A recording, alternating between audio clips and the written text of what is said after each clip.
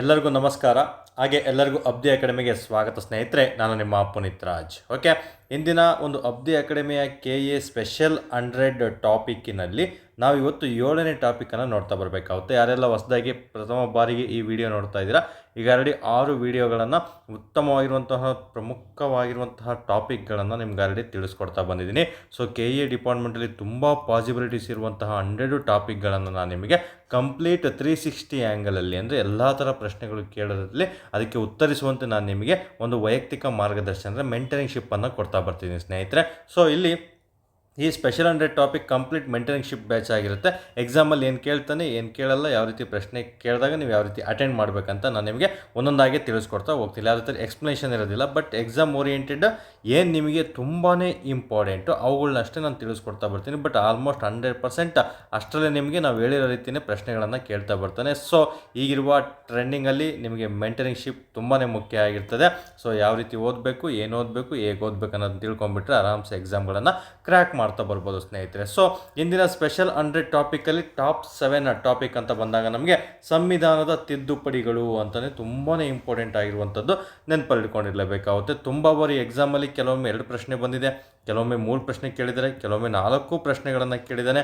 ಒಂದು ವರ್ಡಲ್ಲಿ ಪ್ರಶ್ನೆ ಕೇಳ್ತಾನೆ, ಇಲ್ಲಾಂದರೆ ಸ್ಟೇಟ್ಮೆಂಟ್ ಮೂಲಕ ಪ್ರಶ್ನೆ ಕೇಳ್ತಾನೆ, ಅಥವಾ ನಿಮಗೆ ಮ್ಯಾಚ್ ದಿ ಫಾಲೋಯಿಂಗ್ ರೂಪದಲ್ಲಿ ಪ್ರಶ್ನೆ ಕೇಳ್ತಾನೆ, ಅಥವಾ ಇತ್ತೀಚೆಗೆ ಟ್ರೆಂಡಿಂಗಲ್ಲಿರುವಂತಹ ಪೇರ್ ಜೋಡಿಗಳ ರೂಪದಲ್ಲಿ ಪ್ರಶ್ನೆಗಳನ್ನು ಕೇಳುವಂಥ ಚಾನ್ಸಸ್ಸು ತುಂಬಾ ಇರುತ್ತೆ. ಅದನ್ನು ಬಿಟ್ಟರೆ ನೆಕ್ಸ್ಟ್ ಹೇಳಿಕೆ ರೂಪದಲ್ಲಿ 5 ರೀತಿಯಲ್ಲೂ ನಿಮಗೆ ಈ ಟಾಪಿಕಲ್ಲಿ ಯಾವೆಲ್ಲ ರೀತಿಯಲ್ಲಿ ಪ್ರಶ್ನೆಗಳನ್ನು ಕೇಳ್ತಾರಂತ ನಾನು ನಿಮಗೆ ಒಂದೊಂದಾಗಿ ತಿಳಿಸ್ಕೊಡ್ತಾ ಬರ್ತೀನಿ ಸ್ನೇಹಿತರೆ. ಸೊ ಎಕ್ಸಾಮ್ ಈಗ 2 ಡಿಪಾರ್ಟ್ಮೆಂಟ್ ನಡೆಸೋದು, ಯಾವುದು KEA ಮತ್ತು KPSC. ಸೊ ಈ ಎಕ್ಸಾಮ್ಗಳನ್ನು ಕ್ರ್ಯಾಕ್ ಮಾಡಬೇಕಂದ್ರೆ ಕೆಲವೊಮ್ಮೆ ಇವ್ರ ಪೇಪರು ಈಸಿನೂ ಕೊಡ್ತಾರೆ, ಕೆಲವೊಮ್ಮೆ ಆವ್ರೇಜು ಸಹ ಕೊಡ್ತಾರೆ, ಕೆಲವೊಮ್ಮೆ ಕೇಳಿದರೆ ತುಂಬ ಡಿಫಿಕಲ್ಟ್ ಲೆವೆಲು ಕೊಡ್ತಾರೆ. ಸೊ ಎಲ್ಲ ರೀತಿಯಲ್ಲೂ ಸಹ ನೀವು ಪ್ರಿಪೇರ್ ಆಗಿರಬೇಕು. ಪೇಪರ್ ಈಸಿ ಬಂದರೆ ನಿಮ್ಮ ಅದೃಷ್ಟ, ಪೇಪರ್ ಆವ್ರೇಜ್ ಬಂದರೂ ಸಹ ನಿಮ್ಮ ಅದೃಷ್ಟ. ಬಟ್ ಪೇಪರ್ ಡಿಫಿಕಲ್ಟ್ ಬಂದಾಗ ನೀವು ಓದಿರುವಂಥ ಟಾಪಿಕ್ಗಳಲ್ಲಿ ಯಾವ ರೀತಿ ಪ್ರಶ್ನೆಗಳನ್ನು ಕೇಳ್ತಾರೆ, ಈಸಿ, ಆವರೇಜ್, ಡಿಫಿಕಲ್ಟ್ ಅಂತ ಒಂದೊಂದೇ ಟಾಪಿಕಲ್ಲಿ ನಿಮಗೆ 100 ಟಾಪಿಕ್ಗಳನ್ನು ನಾನು ನಿಮಗೆ ತಿಳಿಸ್ಕೊಡ್ತಾ ಬರ್ತೀನಿ ಸ್ನೇಹಿತರೆ. ಆಲ್ಮೋಸ್ಟ್ ನಿಮಗೆ ಅಲ್ಲೇ ನಿಮಗೆ ಒಂದು 60+ ಮಾರ್ಕ್ಸ್ಗಳು ಬರ್ತಾವಂತ ನಾನು ನಂಬಿಕೆ ಇಟ್ಟಿದ್ದೀನಿ. ನೋಡೋಣ ಮುಂದಿನ ಎಕ್ಸಾಮ್ಗಳಲ್ಲಿ. ಕಳೆದ ಒಂದು ನಾನು HK FDA ಎಕ್ಸಾಮಲ್ಲೂ ಸಹ ನಿಮಗೆಲ್ಲರೂ ಸಹ ಓದಿದ ಹಾಗೆ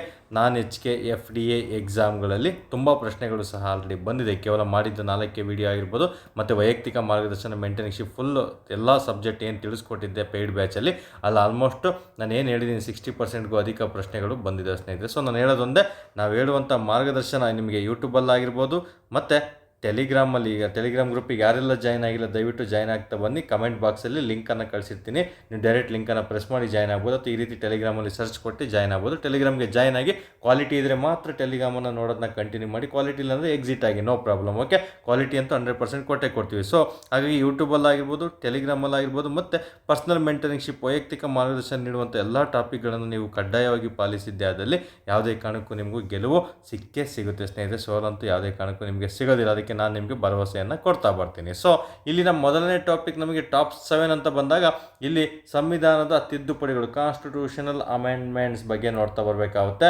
ಸೊ ಇಲ್ಲಿ ನೋಡ್ತಾ ಬರೋಣ. ಮೊದಲಿಗೆ ಇದರ ಅರ್ಥವನ್ನು ತಿಳ್ಕೋಬೇಕು ಬೇಸಿಕ್ ಆಗಿ, ಮತ್ತು ಅದರಲ್ಲಿ ಯಾವೆಲ್ಲ ವಿಧಗಳಿದೆ, ಸಂವಿಧಾನ ತಿದ್ದುಪಡಿ ಮಾಡ್ತಿದ್ದೀವಿ ಅಂದರೆ ಯಾವ ಒಂದು ವಿಧಗಳ ಅನುಸಾರ ಮಾಡ್ತೀವಿ ಅಂತ ತಿಳ್ಕೋಬೇಕಾಗುತ್ತೆ. ಮತ್ತು ಬೇರೆ ದೇಶಗಳಲ್ಲಿ ಏನಾದರೂ ಸಂವಿಧಾನ ತಿದ್ದುಪಡಿಗಳು ಮಾಡುವಂತಹ ವಿಧಿವಿಧಾನಗಳನ್ನು ತಿಳ್ಕೋಬೇಕಾಗುತ್ತೆ. ನಂತರ ಈ ತಿದ್ದುಪಡಿಯಲ್ಲಿ ಹಲವಾರು ವಿಧಿವಿಧಾನಗಳು ಬರ್ತವೆ, ಯಾವ ರೀತಿ ಮಾಡಬೇಕು, ಏನು ಮಾಡಬೇಕು, ಯಾವ ರೀತಿ ರೂಲ್ಸ್ ಅದನ್ನು ಫಾಲೋ ಮಾಡಬೇಕಂತೆಲ್ಲ ತಿಳಿಸ್ಕೊಡ್ತಾ ಬರ್ತೀನಿ. ಮತ್ತು ಪ್ರಮುಖ ತಿದ್ದುಪಡಿಗಳು ಆ್ಯಸ್ ಆಫ್ ನಾವು 2025-26 ಈಗ ಜನವರಿ ತಿಂಗಳಲ್ಲಿ ನಾನು ಈ ವಿಡಿಯೋ ಮಾಡ್ತಾ ಇದ್ದೀನಿ.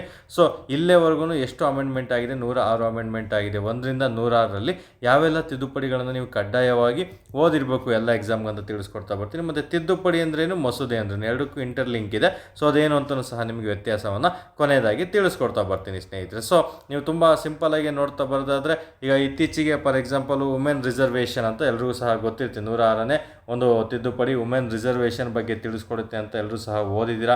ಸೊ ಅಲ್ಲಿ ಡಿಫ್ರೆನ್ಸನ್ನು ತುಂಬ ಎಕ್ಸಾಮಲ್ಲಿ ಪ್ರಶ್ನೆ ಕೇಳ್ತಾರೆ. 106ನೇ ತಿದ್ದುಪಡಿ ವುಮೆನ್ ರಿಸರ್ವೇಷನ್ ಅಂತ ಬಂದಾಗ ಎಲ್ರಿಗೂ ಸಹ ಗೊತ್ತಿರುತ್ತೆ ಲೋಕಸಭೆಯಲ್ಲಿ. ಸೊ ಅದನ್ನು 106ನೇ ತಿದ್ದುಪಡಿ ಅಂತ ಕರಿತೀವಿ. ಬಟ್ ಅದನ್ನು ಮುಂಚೆ ಬಿಲ್ ಮಸೂದೆಯಾಗಿ ಮಂಡನೆ ಮಾಡ್ತಾರೆ ಸ್ನೇಹಿತರೆ. ಅದು 128ನೇ ಬಿಲ್. ಯಾಕಂದರೆ ಎಲ್ಲ ಮಸೂದೆಗಳು ಸಹ ನಮಗೆ ತಿದ್ದುಪಡಿ ಆಗುವಂಥ ಚಾನ್ಸಸ್ ಇರಲ್ಲ, ಕೆಲವೊಂದು ಕ್ಯಾನ್ಸಲ್ ಆಗುತ್ತೆ. ಅಂದರೆ ಅದೇ ಇಲ್ಲಿ ವಿಧಗಳು ತಿಳಿಸ್ತೀನಿ, ಅಲ್ಲಿ ತಿಳಿಸ್ಕೊಡ್ತಾ ಬರ್ತೀನಿ ಇದ್ರ ಬಗ್ಗೆ.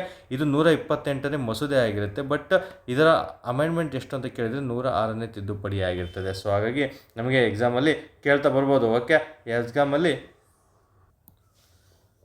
ಕೇಳ್ತಾನೆ ಎಷ್ಟನೇ ಬಿಲ್ ಆಗಿತ್ತು ವುಮೆನ್ ರಿಸರ್ವೇಷನ್ ನಾರಿ ಶಕ್ತಿ ವಂದನಾ ಅಂತ ಎಲ್ಲ ನೀವು ಓದಿರ್ತೀರ 33% ಲೋಕಸಭೆಯಲ್ಲಿ ಸೀಟ್ ಕೊಡಬೇಕಂತ ಎಲ್ರಿಗೂ ಗೊತ್ತಿರುತ್ತೆ, ಮುಂದೆ ತಿಳಿಸ್ಕೊಡ್ತೀನಿ. ಅದು 128ನೇ ಬಿಲ್ ಆಗಿರ್ತದೆ ಸ್ನೇಹಿತರೆ. ಬಟ್ ಅದು ಎಷ್ಟನೇ ತಿದ್ದುಪಡಿ ಅಂತ ಕೇಳಿದರೆ 106. ಈ ಬಿಲ್ಲನ್ನು ಫಸ್ಟು ಮಂಡನೆ ಮಾಡ್ತಾರೆ ಲೋಕಸಭೆಯಲ್ಲಿ. ಅದೇನಾದರೂ ಪಾಸ್ ಆಯ್ತು ಅಂದರೆ ಅವಾಗ ಅದು ತಿದ್ದುಪಡಿಯಾಗಿ ಹೊರಗಡೆ ಬರೋದು. ಅದು 106ನೇ ತಿದ್ದುಪಡಿ. ಕೆಲವೊಂದು ಬಿಲ್ಗಳು ಫೇಲ್ ಆಗ್ತಾ ಬರ್ತು, ಅವುಗಳನ್ನು ನಾವು ತಿದ್ದುಪಡಿಯಾಗಿ ಮಾಡೋದಿಲ್ಲ. ಹಾಗಾಗಿ ಹಲವಾರು ಬಿಲ್ಗಳು ಫೇಲ್ ಆಗಿದ್ದಾವೆ. ಸೊ ಜಸ್ಟ್ ಪಾಸ್ ಆಗಿರೋ ಬಿಲ್ಗಳು 106 ಮಾತ್ರ. ಪ್ರೆಸೆಂಟು 106 ತಿದ್ದುಪಡಿಗಳಿದೆ ಅಂತ ನೀವು ನೆನ್ಪಿಟ್ಕೋಬೇಕು. ಎರಡಕ್ಕೂ ವ್ಯತ್ಯಾಸ ಇದೆ. ಮುಂದಿನ ಕ್ಲಾಸಲ್ಲೂ ಸಹ ತಿಳಿಸ್ಕೊಡ್ತಾ ಬರ್ತೀನಿ. ಇದೇ ಕ್ಲಾಸಲ್ಲೇ ಕೊನೆಯಲ್ಲಿ ಮತ್ತೊಮ್ಮೆ ಇದ್ರ ಬಗ್ಗೆ ವಿವರಣೆ ನೀಡ್ತಾ ಬರ್ತೀನಿ. ಜಸ್ಟ್ ಇದು ಬೇಸಿಕ್ಕಾಗಿ ತಿಳ್ಕೊಂಡಿರ್ಬೇಕಾಗುತ್ತೆ. ಸೊ ಇಷ್ಟ ನೋಡ್ತಾ ಬಂದು ಇದರಾಗ ಮೊದಲ ಬಾರಿಗೆ ಈಗ ನಾವೇನು ತಿಳ್ಕೊಬೇಕು, ಇದರಲ್ಲಿ ಒಂದೊಂದಾಗಿ ನಾವು ನೋಡ್ತಾ ಬರೋಣ. ತುಂಬಾ ಇಂಪಾರ್ಟೆಂಟ್ ಟಾಪಿಕ್ಕು. 100% ಪ್ರಶ್ನೆಗಳು ಪ್ರತಿ ಎಕ್ಸಾಮಲ್ಲೂ ಈ ಟಾಪಿಕಲ್ಲಿ ಪ್ರಶ್ನೆಗಳನ್ನು ನೀವು ಎಕ್ಸ್ಪೆಕ್ಟ್ ಮಾಡ್ತಾ ಬರ್ಬೋದು ಸ್ನೇಹಿತರೆ. ಸೊ ಇಲ್ಲಿ ನಮಗೆ ನೋಡ್ತಾ ಬರೋಣ. ಈಗ ಇದರ ಅರ್ಥ ಎಲ್ರಿಗೂ ಸಹ ಗೊತ್ತಿರುತ್ತೆ. ಸಾಂವಿಧಾನಿಕ ತಿದ್ದುಪಡಿ ಅಂದರೆ ಏನು, ನಮಗೆ ಇದು ಒಂದು ಬದಲಾಗುತ್ತಿರುವಂತಹ ಸಾಮಾಜಿಕ, ರಾಜಕೀಯ, ಆರ್ಥಿಕ ಅಂದರೆ ನಮಗೆ ಒಂದು ಸೋಷಿಯಲ್ ಆಗಿರ್ಬೋದು, ಪೊಲಿಟಿಕಲ್ ಆಗಿರ್ಬೋದು ಮತ್ತು ಎಕನಾಮಿಕ್ ನಮಗೆ ಅಗತ್ಯತೆಗಳನ್ನು ಪೂರೈಸಲು ಭಾರತದ ಸಂವಿಧಾನಕ್ಕೆ 368ನೇ ವಿಧಿಯ ಅಡಿಯಲ್ಲಿ ಮಾಡಲಾದಂತಹ ಒಂದು ಬದಲಾವಣೆ ಆಗಿರ್ತದೆ ಸ್ನೇಹಿತರೆ. ಯಾಕಂದರೆ ಈಗ ನಮಗೊಂದು ಸಂವಿಧಾನ ರಚನೆ ಆಗಿದೆ. ಸೊ ಇಲ್ಲಿ ಸಂವಿಧಾನ ರಚನೆ ಆದಮೇಲೆ ಕಾಲಕ್ಕೆ ತಕ್ಕಂತೆ ಕೆಲವೊಂದು ತಿದ್ದುಪಡಿಗಳನ್ನು ಮಾಡಲೇಬೇಕಾಗುತ್ತೆ.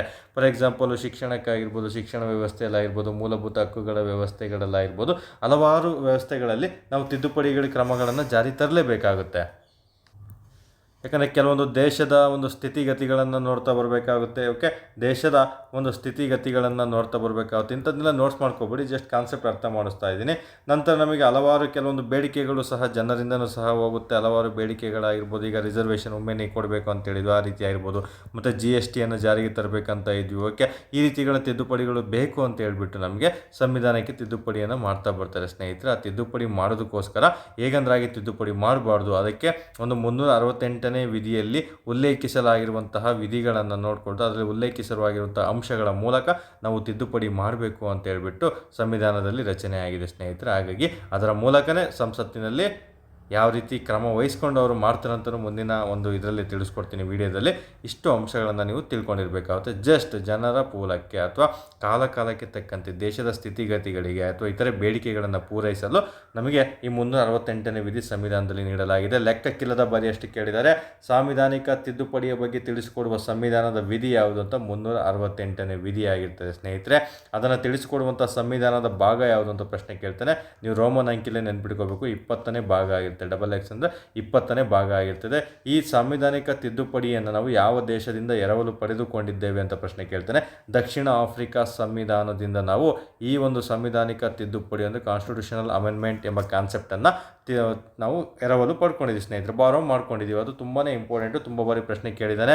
ಸೊ ಸಂವಿಧಾನದ ಭಾಗಗಳು ಎಷ್ಟಿದೆ ಎಲ್ಲನೂ ಸಹ ನೀವು ಕಂಠಪಾಠ ಮಾಡಿರಬೇಕು. ಸಂವಿಧಾನದ ಒಂದು ಅನುಸೂಚಿಗಳನ್ನು ನೀವು ಕಡ್ಡಾಯವಾಗಿ ಕಂಠಪಾಠ ಮಾಡಿರಲೇಬೇಕು. ಎಷ್ಟು ಅನುಸೂಚಿಗಳಿದೆ ನಮಗೆ 22 ಭಾಗ ಇದು, 25 ಆಯಿತು, ಮತ್ತು 8 ಅನುಸೂಚಿ ಇತ್ತು, ಅದು 12 ಅನುಸೂಚಿ ಆಯಿತು. ಇವನ್ನೆಲ್ಲನೂ ಕಂಠಪಾಠ ಮಾಡಲೇಬೇಕು. ಎಕ್ಸಾಮಲ್ಲಿ ಯಾವ ರೀತಿ ಬೇಕಾದ್ರೂ ಕೇಳ್ಬೋದು.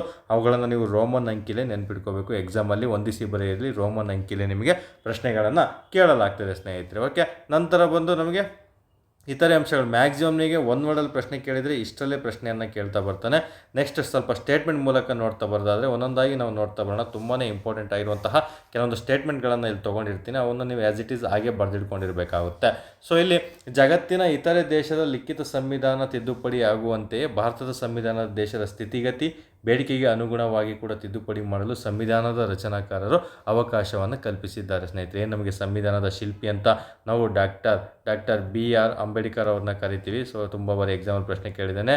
ಆಧುನಿಕ ಮನು ಸಂವಿಧಾನದ ಶಿಲ್ಪಿ ಅಂತೆಲ್ಲ ಅವ್ರನ್ನ ನಾವು ಕರಿತಾ ಬರ್ತೀವಿ ಸ್ನೇಹಿತರೆ. ಎಕ್ಸಾಮ್ ದೃಷ್ಟಿಯಿಂದ ತುಂಬಾ ಇಂಪಾರ್ಟೆಂಟ್ ಆಗಿರುತ್ತೆ ಅವರ ಬಿರುದುಗಳು. ಸೊ ಇವರೊಂದು ಲಿಖಿತ ಸಂವಿಧಾನ ನಮ್ಮದು ಕೇಳ್ತಾನೆ. ಲಿಖಿತ ಸಂವಿಧಾನ ಅಂತ ಯಾವುದು ನಮಗೆ ಹ್ಯಾಂಡ್ ರಿಟರ್ನ್ ಬರೆದಿದ್ದಾರೆ ಅವನ್ನೆಲ್ಲ ಲಿಖಿತ ಸಂವಿಧಾನ ಅಂತ ಕರಿತೀವಿ. ಸಂವಿಧಾನದಲ್ಲಿ 2 ವಿಧ, ಲಿಖಿತ ಸಂವಿಧಾನ ಮತ್ತು ಇನ್ನೊಂದು ಅಲಿಖಿತ ಸಂವಿಧಾನ. ಲಿಖಿತ ಸಂವಿಧಾನದಲ್ಲಿ ಅತಿ ದೊಡ್ಡ ಸಂವಿಧಾನ ಯಾವುದು ಅಂತ ಕೇಳಿದರೆ ಭಾರತ ಸಂವಿಧಾನ ಆಗಿರುತ್ತೆ. ಅಲಿಖಿತ ಸಂವಿಧಾನ ಅಂತ ಕೇಳ್ತಾನೆ. ಅಲಿಖಿತ ಸಂವಿಧಾನದಲ್ಲಿ ಅತಿ ದೊಡ್ಡ ಸಂವಿಧಾನ ಯಾವುದು ಅಂತ ಪ್ರಶ್ನೆ ಕೇಳ್ತಾನೆ. ಬ್ರಿಟನ್ದು ಲಿಖಿತ ಅಲ್ಲ ಸ್ನೇಹಿತರೆ, ಅಲಿಖಿತ. ಸೊ ಎರಡು ಡಿಫ್ರೆನ್ಸ್ ಗೊತ್ತಿರಬೇಕು. ಲಿಖಿತ ಸಂವಿಧಾನದಲ್ಲಿ ಅತಿ ದೊಡ್ಡ ಸಂವಿಧಾನ ಭಾರತದ ಸಂವಿಧಾನ. ಅಲಿಖಿತ ಸಂವಿಧಾನದಲ್ಲಿ ಅತಿ ದೊಡ್ಡ ಸಂವಿಧಾನ ಯಾವುದು ಅಂತ ಕೇಳಿದರೆ ಬ್ರಿಟನ್ ಸಂವಿಧಾನ. ಪ್ರಪಂಚದಲ್ಲಿ ಅತಿ ದೊಡ್ಡ ಸಂವಿಧಾನ ಅಂತ ಕೇಳಿದರೆ ಅದು ಭಾರತದ ಸಂವಿಧಾನ. ಮೂರಕ್ಕೂ ವ್ಯತ್ಯಾಸ ಗೊತ್ತಿರಬೇಕು ನಿಮಗೆ. ಸೊ ಇಲ್ಲಿ ಅವಕಾಶವನ್ನು ಕಲ್ಪಿಸಿಕೊಟ್ಟಿದ್ದಾರೆ.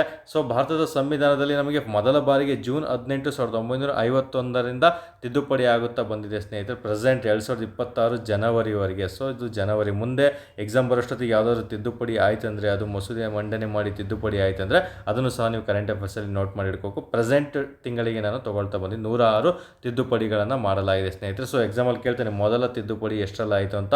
ಜೂನ್ 18 ಅನ್ನೋದು ಇಲ್ಲಿ ಇಂಪಾರ್ಟೆಂಟು. ಜೂನ್ 18 ಅನ್ನೋದು ಇಂಪಾರ್ಟೆಂಟ್ ಆಗುತ್ತೆ. 1951 ಅನ್ನೋದಿಲ್ಲಿ ಇಂಪಾರ್ಟೆಂಟ್ ಆಗುತ್ತೆ.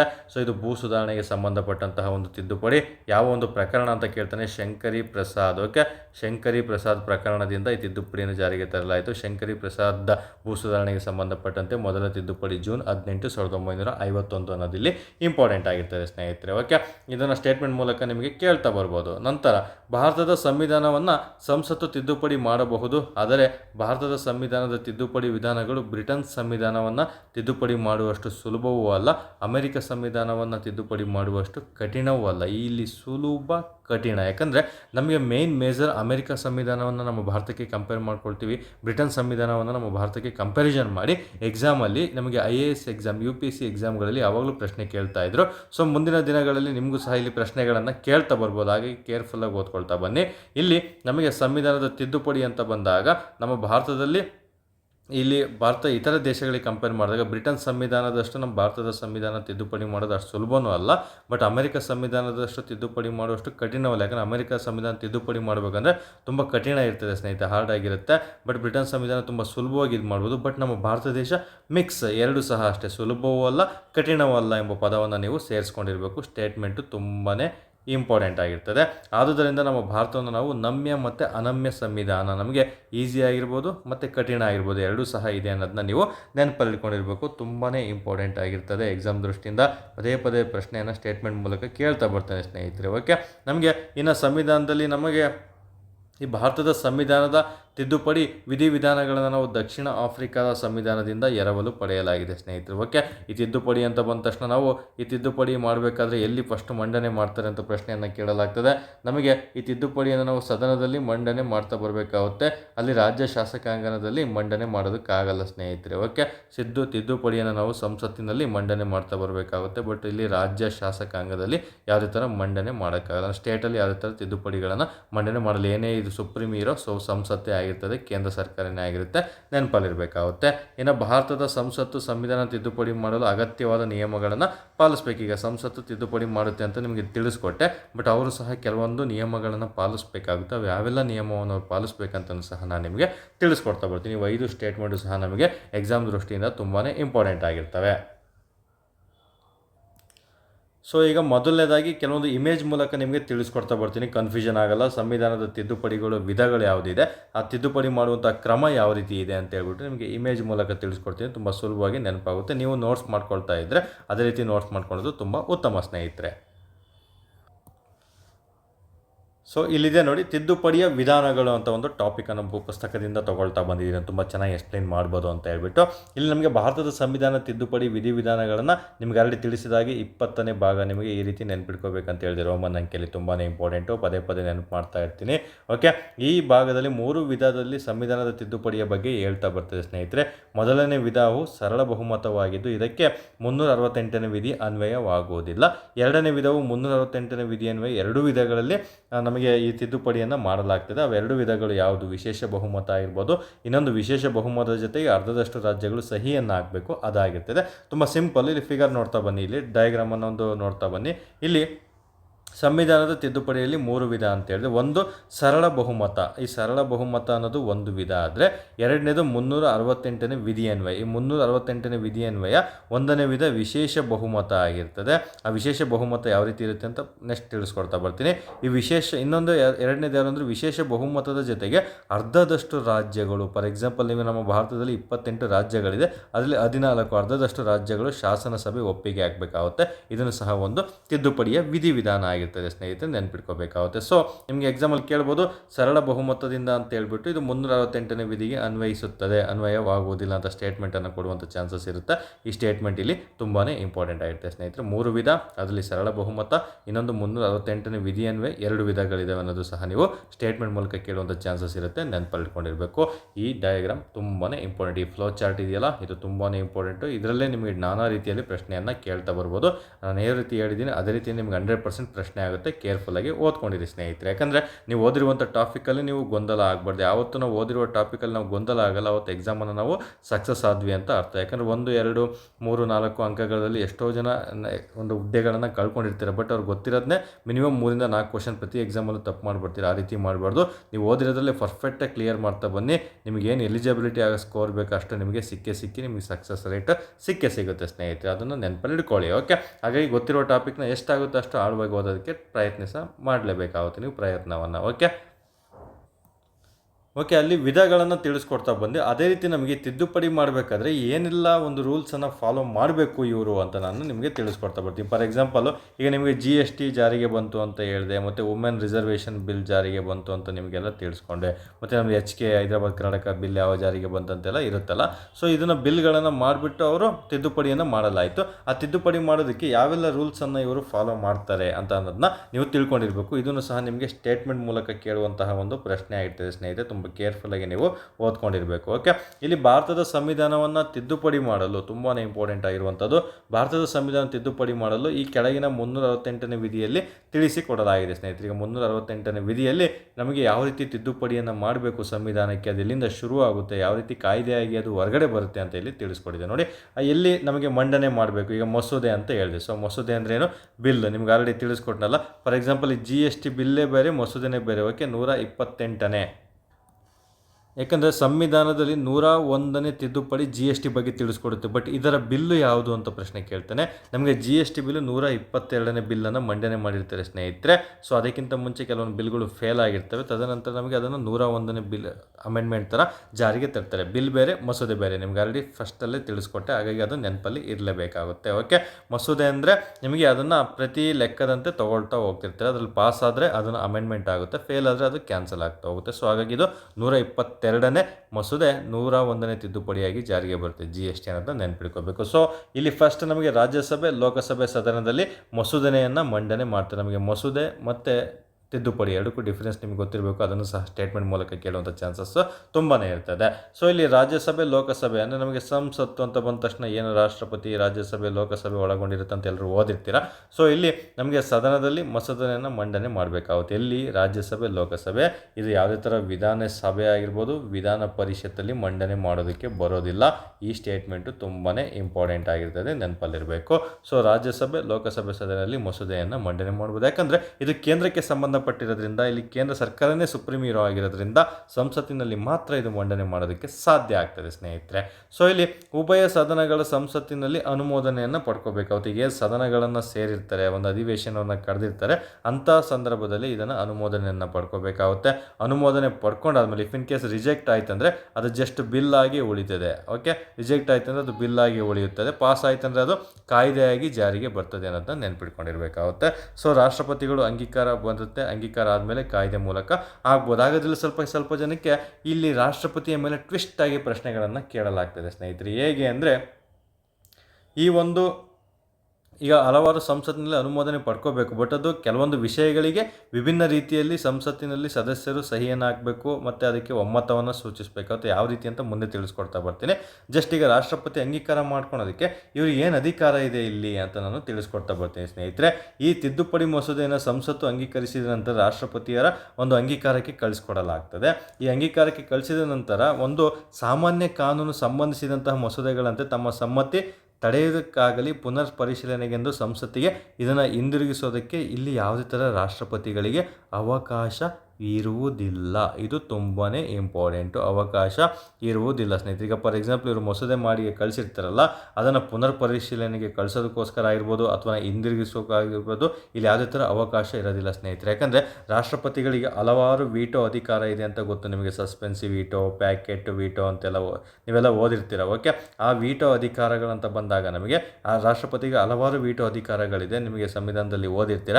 ಬಟ್ ಇಲ್ಲಿ ವೀಟೋ ಅಧಿಕಾರ ರಾಷ್ಟ್ರಪತಿಗಳಿಗೆ ಈ ಒಂದು ತಿದ್ದುಪಡಿಯಲ್ಲಿ ಇರೋದಿಲ್ಲ ಸ್ನೇಹಿತರೆ. ವೀಟೋ ಅಧಿಕಾರ ಇಲ್ಲಿ ಯಾವುದೇ ಥರ ಅಪ್ಲೈ ಆಗಲ್ಲ ಸ್ನೇಹಿತರೆ. ಯಾಕಂದರೆ ನಮಗೆ ಮುಂದೆ ತಿಳಿಸ್ಕೊಡ್ತೀನಿ, 24ನೇ ತಿದ್ದುಪಡಿ ಅಂತ ಬರುತ್ತೆ. ಆ ತಿದ್ದುಪಡಿ ಮೂಲಕ ಸಂಸತ್ತಿಗೆ ಅಧಿಕಾರವನ್ನು ನೀಡಲಾಗ್ತದೆ ತಿದ್ದುಪಡಿ ಮಾಡೋದಕ್ಕೋಸ್ಕರ. ಹಾಗಾಗಿ ಇಲ್ಲಿ ವೀಟೋ ಅಧಿಕಾರವನ್ನು ರಾಷ್ಟ್ರಪತಿಗಳಿಗೆ ಸಂವಿಧಾನದ ತಿದ್ದುಪಡಿ ಮಾಡುವಲ್ಲಿ ನೀಡಲಾಗಿಲ್ಲ ಅನ್ನೋ ಒಂದು ಸ್ಟೇಟ್ಮೆಂಟ್ ಇಲ್ಲಿ ತುಂಬಾ ಇಂಪಾರ್ಟೆಂಟ್ ಆಗಿರ್ತದೆ ಸ್ನೇಹಿತರೆ. ಸೊ ಹಾಗಾಗಿ ರಾಷ್ಟ್ರಪತಿಗಳು ಇಲ್ಲಿ ನಮಗೆ ಸಹಿಯನ್ನು ಹಾಕಲೇಬೇಕಾಗುತ್ತೆ ಮತ್ತು ದೊರೆತ ನಂತರ ಅದು ಕಾಯ್ದೆ ಮೂಲಕ ಜಾರಿಗೆ ಬರುತ್ತೆ ಅನ್ನೋದನ್ನ ನೀವು ನೆನಪಲ್ಲಿ ಇಟ್ಕೊಂಡಿರಲೇಬೇಕಾಗುತ್ತೆ ಸ್ನೇಹಿತರೆ. ಸೊ ಈ ಸ್ಟೇಟ್ಮೆಂಟು ನಮಗಿಲ್ಲಿ ತುಂಬಾ ಇಂಪಾರ್ಟೆಂಟ್ ಆಗಿರ್ತದೆ. ಸೊ ನಂತರ ನಮಗೆ ಬರೋದು ಈ ಒಂದು ತಿದ್ದುಪಡಿಯಲ್ಲಿ ಹಲವಾರು ವಿಧಗಳು ಬರ್ತವೆ. ನಿಮಗೆ ಮೊದಲನೇ ಡಯಾಗ್ರಾಮ್, ಎರಡನೇ ಡಯಾಗ್ರಾಮ್ ನಿಮಗೆ ತುಂಬ ಅರ್ಥ ಸೂಚಿಸುತ್ತೆ. ನಾನು ಯಾವ ರೀತಿ ಹೇಳಿದ್ದೀನಿ ಅದೇ ರೀತಿ ನೋಟ್ಸ್ ಮಾಡ್ಕೊಳ್ಳಿ, ಅಥವಾ ಅದೇ ರೀತಿ ನೀವು ಓದ್ಕೋಬೇಕಾದ್ರೆ ರಿವಿಷನ್ ಮಾಡ್ಕೊಳ್ತಾ ಹೋಗಿ. ನಿಮ್ಗೆ ಇಲ್ಲೇ ನೆಕ್ಸ್ಟ್ ಲೆವೆಲ್ ಪ್ರಶ್ನೆಗಳು ಕೇಳಿದಾಗ ಈ ಡಯಾಗ್ರಾಮ್ ಮತ್ತು ಹಳೆ ಡಯಾಗ್ರಾಮಲ್ಲಿ ಪ್ರಶ್ನೆಯನ್ನು ಕೇಳಲಾಗ್ತದೆ ಸ್ನೇಹಿತರೆ.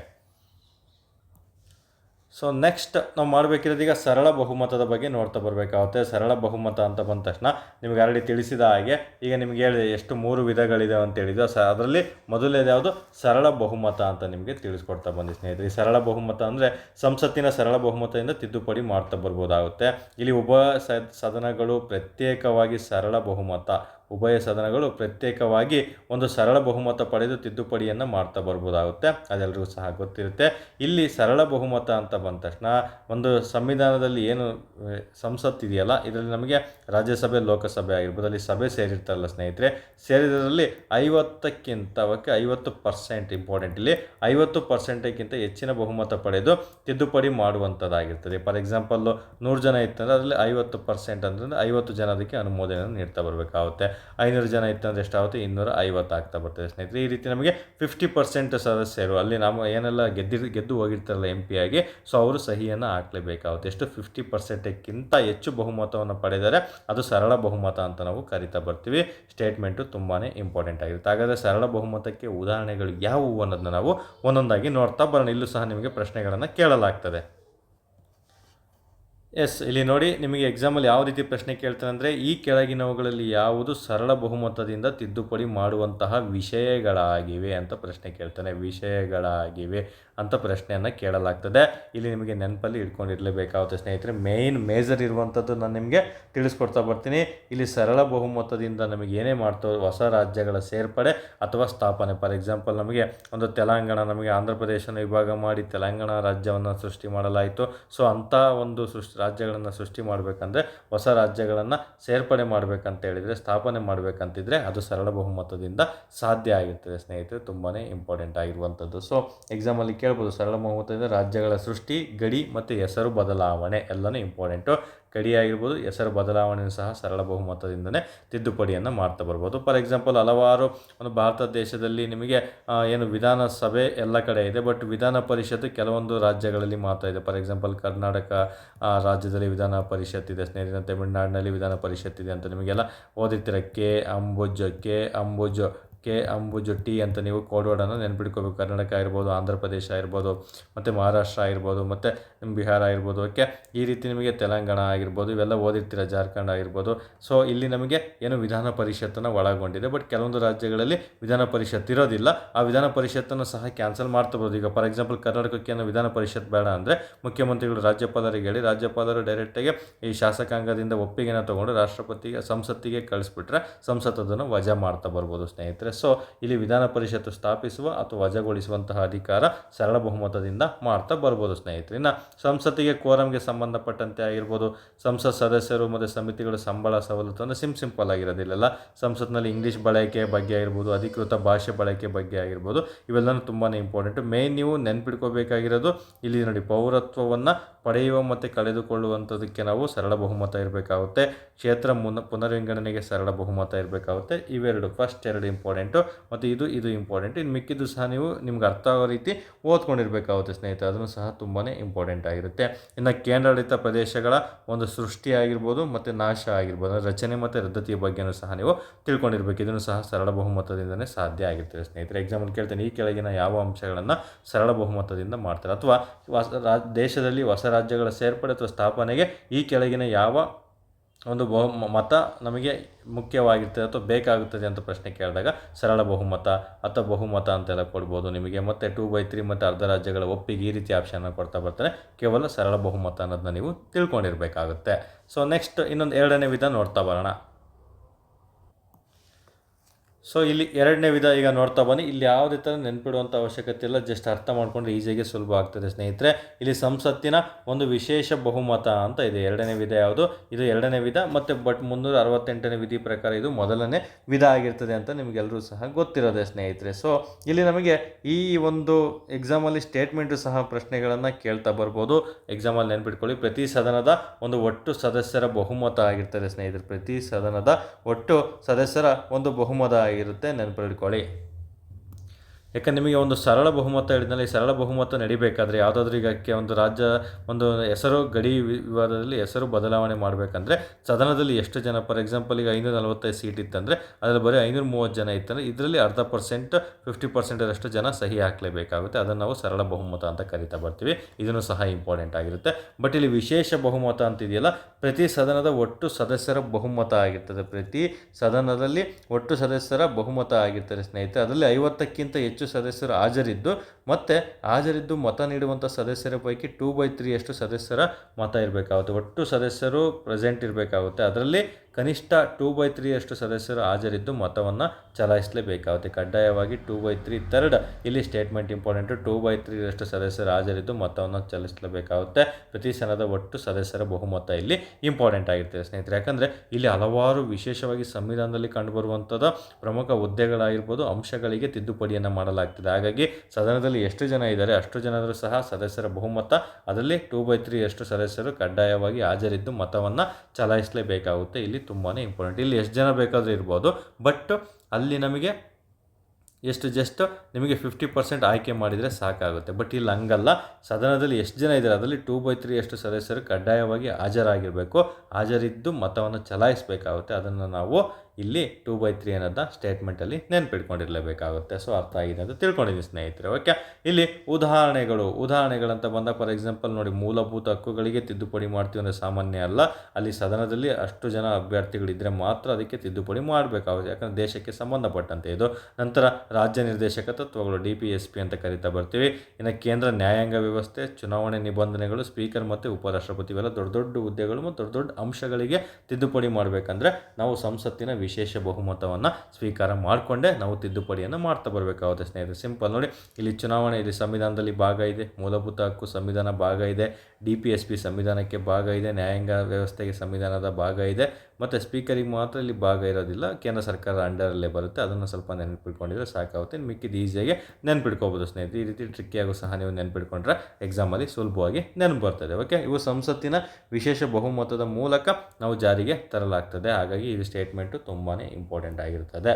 ಓಕೆ, ನೆಕ್ಸ್ಟ್ ಎಕ್ಸಾಮಲ್ಲಿ ಯಾವ ರೀತಿ ಪ್ರಶ್ನೆ ಕೇಳ್ತಾನೆ, ಸಂಸತ್ತಿನ ವಿಶೇಷ ಬಹುಮತಕ್ಕೆ ಸಂಬಂಧಿಸಿದಂತೆ ಈ ಕೆಳಗಿನ ಯಾವ ಹೇಳಿಕೆ ಸರಿಯಾಗಿದೆ? ಪ್ರತಿ ಸದನದ ಒಟ್ಟು ಸದಸ್ಯರ ಬಹುಮತ ಇಲ್ಲಿ ಕನ್ಸಿಡರ್ ಮಾಡಲಾಗ್ತದೆ. ಕನಿಷ್ಠ ಸದನದಲ್ಲಿ 2/3 ಸದಸ್ಯರು ಕಡ್ಡಾಯವಾಗಿ ಹಾಜರಿರಲೇಬೇಕಾಗುತ್ತೆ ಅಂತ ಕೇಳ್ತಾನೆ.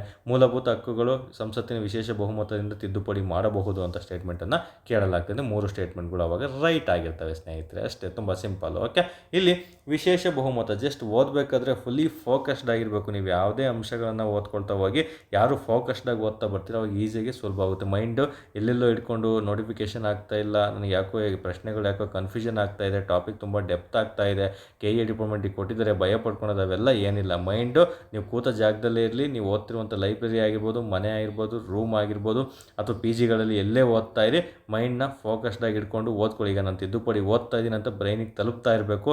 ತಿದ್ದುಪಡಿಗಳ ವಿಧಗಳಿದೆ ಅಂತ ಬ್ರೈನಿಗೆ ಅಚ್ಚುಕಟ್ಟಾಗಿ ಹೋಗ್ತಿರ್ಬೇಕು, ಅವಾಗ ಮಾತ್ರ ಹೋಗುತ್ತೆ. ಅದು ಬಿಟ್ಟು ಮೈಂಡಲ್ಲಿ ಕೆಲವೊಂದು ನೋಟಿಫಿಕೇಷನ್ ಆಗಿರ್ಬೋದು, ಇತರೆ ನಾನಾ ಚಿಂತೆಗಳಾಗಿರ್ಬೋದು, ಬ್ಯಾಡ್ ಹ್ಯಾಬಿಟ್ಸ್ಗಳಾಗಿರ್ಬೋದು, ಇನ್ನೊಬ್ಬರ ಬಗ್ಗೆ ಮಾತಾಡೋದಾಗಿರ್ಬೋದು, ಇವೆಲ್ಲ ಬರ್ತಾ ಇದೆ ಅಂದರೆ ನೀವು ಎಷ್ಟೇ ತಿದ್ದುಪಡಿಗಳು ಓದಿದ್ರೂ ಸಹ ಕಾನ್ಸ್ಟಿಟ್ಯೂಷನಲ್ಲಿ ತಿದ್ದುಪಡಿ ಆಗುತ್ತೆ, ಬಟ್ ನಿಮ್ಮ ಜೀವನ ತಿದ್ದುಪಡಿ ಆಗಲ್ಲ, ಇಲ್ಲೇ ಇರ್ತೀರ ಸ್ನೇಹಿತರೆ. ಸೊ ಅದನ್ನೊಂದು ಮೈಂಡಲ್ಲಿ ಇಟ್ಕೊಂಡು ಫೋಕಸ್ಡ್ ಆಗಿ ಓದೋಕ್ಕೆ ಟ್ರೈ ಮಾಡಿ. 30 ನಿಮಿಷ ಓದಿ ಫೋಕಸ್ಡ್ ಆಗಿರಿ, ದಿನಕ್ಕೆ ನೀವು 5 ಅವರೇ ಓದಿ ಫೋಕಸ್ಡ್ ಆಗಿರಿ.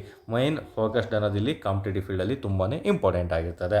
ಸೊ ಇಲ್ಲಿ ವಿಶೇಷ ಬಹುಮತ ಮತ್ತು ರಾಜ್ಯಗಳ ಅನುಮೋದನೆ ಅಂತ ನಮಗೆ ಮಾಹಿತಿಯನ್ನು ತಿಳ್ಕೊಡ್ತಾ ಬರ್ತೀನಿ. ಸೊ ಇಲ್ಲಿ ವಿಶೇಷ ಬಹುಮತ ಅಂದರೆ ಏನು, ಮತ್ತು ರಾಜ್ಯಗಳು ಎಷ್ಟು ರಾಜ್ಯಗಳಲ್ಲಿ ತಿದ್ದುಪಡಿಯನ್ನು ಮಾಡಬೇಕು ಅಂತ ತಿಳ್ಕೊಡ್ತಾ ಬರ್ತೀನಿ ಸ್ನೇಹಿತರೆ. ಯಾಕಂದರೆ ಇಲ್ಲಿ ವಿಧಾನವು ಸಂಸತ್ತಿನ ಪ್ರತಿ ಸದನದಲ್ಲಿ ಬಹುಮತದಿಂದ ಅಂಗೀಕಾರ ಆಗುವುದರ ಜೊತೆಗೆ 14 ರಾಜ್ಯಗಳು ಇಲ್ಲಿ ನಮಗೆ, ಅಂದರೆ ರಾಜ್ಯ ಅಂದರೆ ದೇಶದಲ್ಲಿ ಎಷ್ಟು ರಾಜ್ಯಗಳಿದೆ ಅದರಲ್ಲಿ ಅರ್ಧದಷ್ಟು ರಾಜ್ಯಗಳು ಇದಕ್ಕೆ ಕಡ್ಡಾಯವಾಗಿ ಸಹಿಯನ್ನು ಹಾಕಲೇಬೇಕಾಗುತ್ತೆ. ಅಂದರೆ ಸಂಸತ್ತಿನ ವಿಶೇಷ ಬಹುಮತ ಮತ್ತು ಅರ್ಧದಷ್ಟು ರಾಜ್ಯಗಳು ಅನ್ನೋದನ್ನ ನೆನ್ಪಿಟ್ಕೋಬೇಕು. ಇಲ್ಲಿ ಕನಿಷ್ಠ ಅರ್ಧದಷ್ಟು ರಾಜ್ಯ ಶಾಸಕಾಂಗಗಳಿಂದ ಅನುಮೋದನೆಯನ್ನು ಪಡಿಬೋದು ಸ್ನೇಹಿತರೆ. ರಾಜ್ಯ ಶಾಸಕಾಂಗಗಳಿಂದ ತೆಗೆದ್ಬಿಟ್ಟು ರಾಜ್ಯದಲ್ಲಿ ವಿಧಾನಸಭೆ ಅನ್ನೋದನ್ನ ನೆನ್ಪಿಟ್ಕೊಂಡಿರಬೇಕಾಗುತ್ತೆ ನೀವು.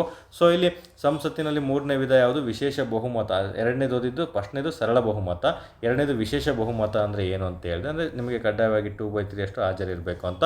ಇಲ್ಲಿ ಹಂಗಲ್ಲ, ಸಂಸತ್ತಿನ ವಿಶೇಷ ಬಹುಮತ ಅಂದರೆ 2/3 ಅಷ್ಟು ಏನು ಎರಡನೇದು ಓದಿದ್ರಲ್ಲ ಅವೆಲ್ಲ ಸ್ಟೇಟ್ಮೆಂಟೂ ಇಂಪಾರ್ಟೆಂಟು, ಅದ್ರ ಜೊತೆಗೆ ಕನಿಷ್ಠ ಅರ್ಧದಷ್ಟು ರಾಜ್ಯ ಶಾಸಕಾಂಗಗಳಿಂದ ಅನುಮೋದನೆಯನ್ನು ಪಡ್ಕೋಬೇಕಾಗುತ್ತೆ ಸ್ನೇಹಿತರೆ. ಇದು ತುಂಬಾ ಇಂಪಾರ್ಟೆಂಟ್, ಯಾಕಂದರೆ ಇದು ದೊಡ್ಡ ಮಟ್ಟದಲ್ಲಿರುವಂತಹ ಟಾಪಿಕ್ಗಳನ್ನು ಇಲ್ಲಿ ತೊಗೊಳ್ತಾ ಬರ್ತಾರೆ. ಫಾರ್ ಎಕ್ಸಾಂಪಲು ರಾಷ್ಟ್ರಪತಿಗಳಿಗೆ ಸಂಬಂಧಪಟ್ಟಂತೆ ರಾಷ್ಟ್ರಪತಿಗಳ ಚುನಾವಣೆ ಆಗಿರ್ಬೋದು, ಈಗ 54-55ನೇ ವಿಧಿ ಬಗ್ಗೆ ನಮಗೆ ತಿಳಿಸ್ಕೊಡುತ್ತೆ, ಅವುಗಳಾಗಿರ್ಬೋದು. ಇನ್ನು ರಾಜ್ಯ ಕೇಂದ್ರ ಅಧಿಕಾರ ಪಟ್ಟಿಗಳು, ರಾಜ್ಯದಲ್ಲಿ ಕೆಲವೊಂದು ಈಗ ಈ ಸ್ಟೇಟ್ ಲಿಸ್ಟು, ಕೇಂದ್ರ ಪಟ್ಟಿಗಳು, ರಾಜ್ಯ ಪಟ್ಟಿಗಳು, ಸಮವರ್ತಿ ಪಟ್ಟಿಗಳಂತೆಲ್ಲ ನೀವು ಓದ್ತೀವಿ. ಅದರಲ್ಲಿ ಏನಾದರೂ ತಿದ್ದುಪಡಿ ಮಾಡಬೇಕಂದ್ರೆ ಅಲ್ಲಿ ಕೇಂದ್ರ ಸರ್ಕಾರದಿರುತ್ತೆ, ಕೆಲವೊಂದು ರಾಜ್ಯ ಸರ್ಕಾರಕ್ಕೆ ಸಂಬಂಧಪಟ್ಟಿರುತ್ತೆ, ಕೆಲವೊಂದು ಎರಡಕ್ಕೂ ಸಂಬಂಧಪಟ್ಟಿರೋದಿರುತ್ತೆ. ಹಾಗಾಗಿ ಅಲ್ಲಿ ಅರ್ಧದಷ್ಟು ರಾಜ್ಯಗಳು ಸಹಿಯನ್ನು ಹಾಕಲೇಬೇಕಾಗುತ್ತೆ ಸ್ನೇಹಿತರೆ, ನೆನಪಲ್ಲಿಟ್ಕೊಳ್ಳಿ. ಸೊ ನಂತರ ಸುಪ್ರೀಂ ಕೋರ್ಟ್ ಹೈಕೋರ್ಟ್ ರಚನೆ, ಯಾಕಂದರೆ ಸುಪ್ರೀಂ ಕೋರ್ಟ್ ಕೇಂದ್ರದಲ್ಲಾದರೆ ರಾಜ್ಯದಲ್ಲಿ ಸುಪ್ರೀಂ ಹೈಕೋರ್ಟ್ ಆಗಿರುತ್ತೆ. ಹಾಗಾಗಿ ಕೇಂದ್ರಾಡಳಿತ ಇವೆಲ್ಲನೂ ಸಹ ತಿದ್ದುಪಡಿ ಮಾಡಬೇಕಂದ್ರೆ ನಮಗೆ ಈ ವಿಶೇಷ ಬಹುಮತ ಪ್ಲಸ್ 14 ರಾಜ್ಯಗಳ ಒಪ್ಪಿಗೆ. ಈಗ ಭಾರತದಲ್ಲಿ 28 ರಾಜ್ಯ ಇರೋದ್ರಿಂದ 14 ಮೆನ್ಷನ್ ಮಾಡ್ತೀನಿ. ಭಾರತದಲ್ಲಿ 30 ರಾಜ್ಯ ಐತಂದರೆ 15 ರಾಜ್ಯಗಳು ಅದಕ್ಕೆ ಸಹಿ ಹಾಕಬೇಕನ್ನೋದನ್ನ ಕಾನ್ಸೆಪ್ಟನ್ನು ನೀವು ತಿಳ್ಕೊಂಡಿರಲೇಬೇಕಾಗುತ್ತೆ.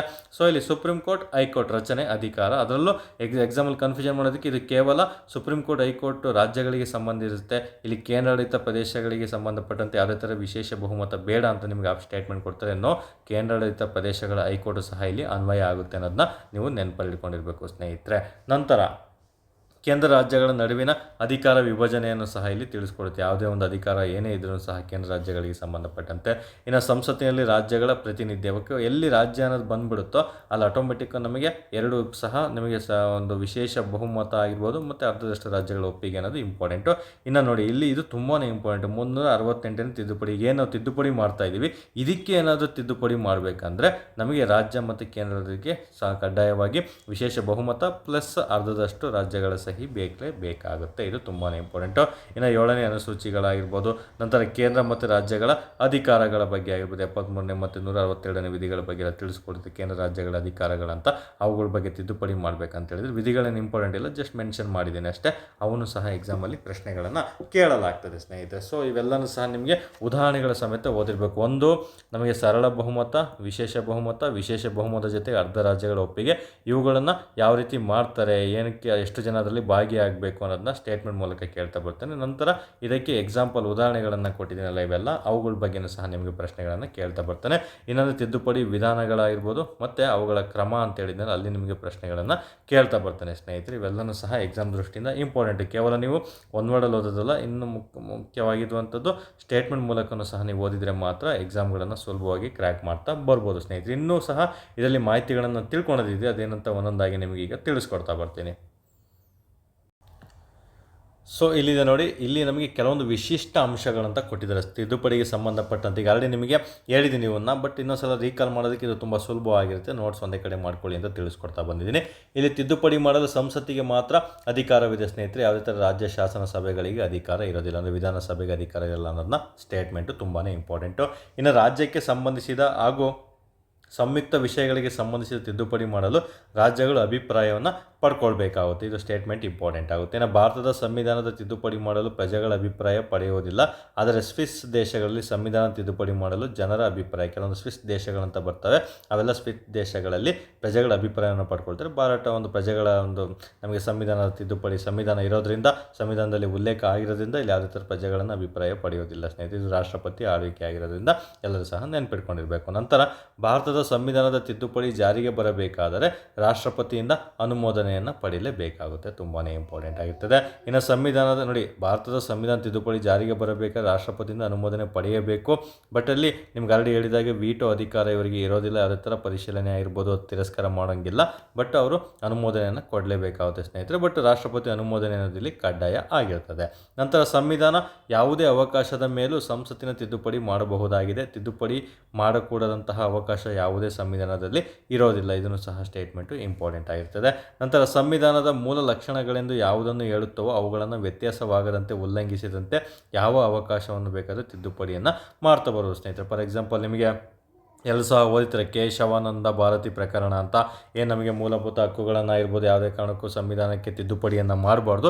ಬಟ್ ಸಂವಿಧಾನಕ್ಕೆ ತಿದ್ದುಪಡಿ ಮಾಡಿದರೆ ಒಂದು ಮೂಲ ಲಕ್ಷಣಗಳಿಗೆ, ಏನು ಸಂವಿಧಾನ ಜಾರಿಗೆ ಬಂದಾಗಿತ್ತಲ್ಲ, ಡಾಕ್ಟರ್ BR ಅಂಬೇಡ್ಕರ್ ಜಾರಿಗೆ ತಂದಿರಲ್ಲ, ಅದಕ್ಕೆ ಯಾವುದೇ ಥರ ಧಕ್ಕೆ ಬರಬಾರ್ದು. ಆ ರೀತಿ ನೀವು ತಿದ್ದುಪಡಿಗಳನ್ನು ಮಾಡಿ ಜಾರಿಗೆ ತರ್ಬೋದು ಅಂತ ಹೇಳ್ಬಿಟ್ಟು ನಮಗೆ ಕೇಶವಾನಂದ ಪ್ರಕರಣ ಹೇಳುತ್ತೆ. ಮುಂದೆ ತಿಳಿಸ್ಕೊಡ್ತೀನಿ. ಪ್ರಮುಖ ಮೊಕದ್ದಮೆಗಳಂತಲೇ ಒಂದು ಟಾಪಿಕನ್ನು ತೊಗೊಳ್ತೀನಿ. ಸ್ಪೆಷಲ್ 100 ಟಾಪಿಕಲ್ಲಿ ಎಲ್ಲ ಮೊಕದ್ದಮೆಗಳನ್ನು, ಬೊಮ್ಮಾಯಿ ಕೇಸ್ ಆಗಿರ್ಬೋದು, ಕೇಶವಾನಂದ ಕೇಸಸ್ ಆಗಿರ್ಬೋದು, ಮತ್ತು ಬೇರೆ ಶಂಕರಿ ಪ್ರಸಾದ್ ಆಗಿರ್ಬೋದು, ಮತ್ತು ಇನ್ನೂ ಹಲವಾರು ಕೇಸಸ್ಗಳಿದೆ, ಮೊಕದ್ದಮೆಗಳು, ಅವುಗಳನ್ನ ತಿಳಿಸ್ಕೊಡ್ತಾ ಬರ್ತೀನಿ. ಬಟ್ ಈ ಸ್ಟೇಟ್ಮೆಂಟ್ ಇಲ್ಲಿ ಇಂಪಾರ್ಟೆಂಟ್. ಯಾವುದೇ ಥರ ವ್ಯತ್ಯಾಸ ಆಗದಂತೆ, ಅದನ್ನು ಉಲ್ಲಂಘನೆ ಮಾಡದಂತೆ, ಅದಕ್ಕೆ ಧಕ್ಕೆ ಬರೆದಿಲ್ಲದಂತೆ ಏನೇ ಬೇಕಾದರೂ ನೀವು ಮಾಡ್ತಾ ಬರೋದು. ಬಟ್ ಮೂಲ ಲಕ್ಷಣಗಳಿಗೆ, ಮೂಲ ಸಂವಿಧಾನಕ್ಕೆ ಯಾವುದೇ ಥರ ಅಲ್ಲಿ ಧಕ್ಕೆ ಬರಬಾರ್ದು ಅನ್ನೋದು ಸ್ಟೇಟ್ಮೆಂಟ್ ಇಲ್ಲಿ ಇಂಪಾರ್ಟೆಂಟ್ ಆಗಿರ್ತದೆ ಸ್ನೇಹಿತರೆ. ಸೊ ಈ ರೀತಿ ನೀವು ಓದಿದ್ದೇ ಆದಲ್ಲಿ ಈ ತಿದ್ದುಪಡಿ ಬಗ್ಗೆ ನಿಮಗೆ ಯಾವ ರೀತಿ ಪ್ರಶ್ನೆ ಕೇಳಿದ್ರು ಸಹ ನಿಮಗೆ ಕನ್ಫ್ಯೂಷನ್ ಆಗಲ್ಲ ಸ್ನೇಹಿತರೆ.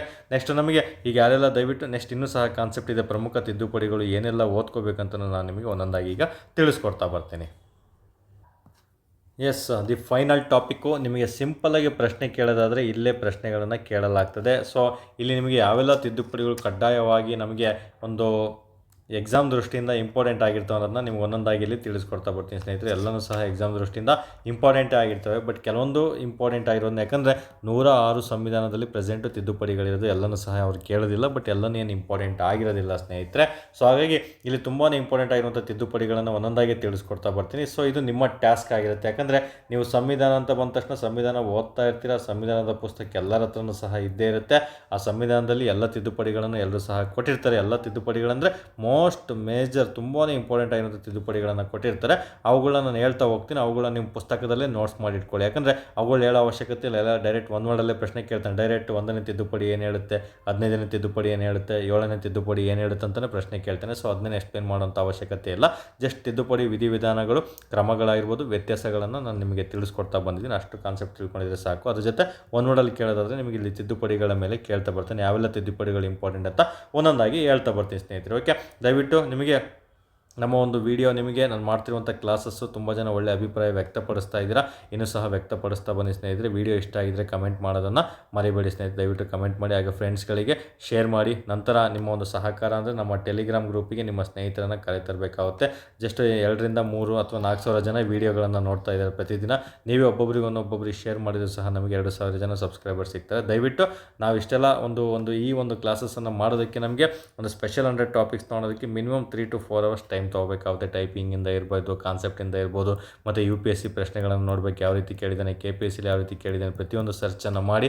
ಯಾವುದೇ ಕಾರಣಕ್ಕೂ ಗೊತ್ತಿರುವಂಥ ಟಾಪಿಕ್ಗಳಲ್ಲಿ ನಿಮ್ಮ ಅಂಕ ಮಿಸ್ ಆಗಬಾರ್ದಂತ 3 to 4 hours ಎಫರ್ಟ್ ಹಾಕಿ ವಿಡಿಯೋ ಮಾಡೋದಕ್ಕೆ 1 ರಿಂದ 1.5 ತಾಸು ಎಫರ್ಟನ್ನು ಹಾಕ್ತಾಯಿದ್ದೀವಿ ಪ್ರತಿದಿನ. ನಮಗೇನಿಲ್ಲ ಅಂದ್ರೆ ಒಂದು ಕ್ಲಾಸ್ ಮಾಡಬೇಕಂದ್ರೆ 4 to 5 hours ಮಿನಿಮಮ್ ಬೇಕಾಗುತ್ತೆ.